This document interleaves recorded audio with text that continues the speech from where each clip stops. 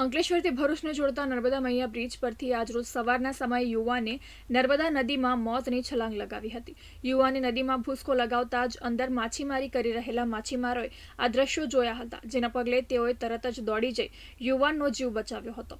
આ અંગેની જાણ કરવામાં આવતા જ એમ્બ્યુલન્સ અને અંકલેશ્વર બી ડિવિઝન પોલીસનો કાફલો ઘટના સ્થળે દોડી આવ્યો હતો અને યુવાનને સારવાર અર્થે ખસેડવામાં આવ્યો હતો.